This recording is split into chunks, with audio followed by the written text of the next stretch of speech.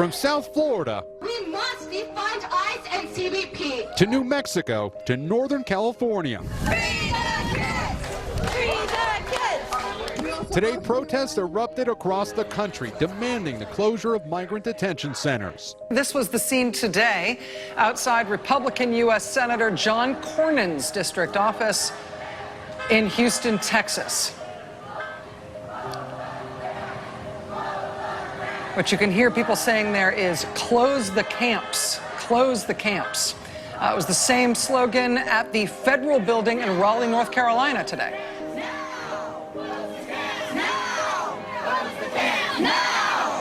This was the scene in New York City today. Again, close the camps. Close the camps.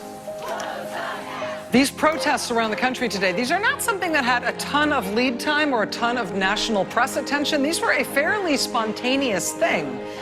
But there were close the camps protests that sprung up all over the country today, red states and blue states alike.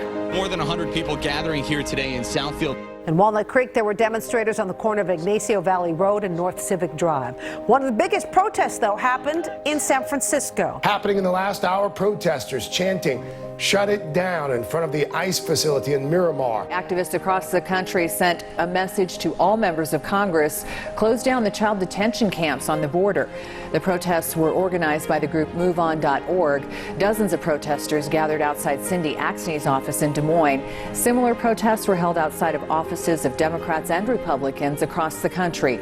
And here at home, dozens of people joined in that national movement. A group gathering in Minneapolis today calling for an end to the immigration detention centers. This issue is about love, and this issue is about respect, and this issue is about taking care of the people in our country and people who want to come to our country.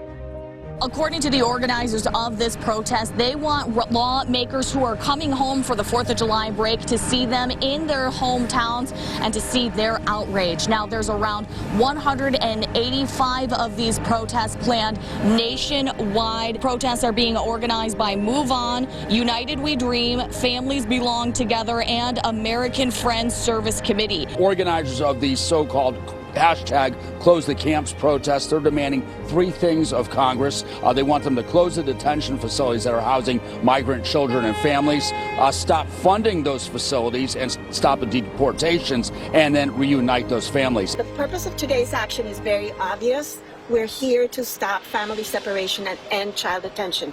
Family separation is un-American, it's torture, and it's illegal, and it doesn't correspond to our values as a nation.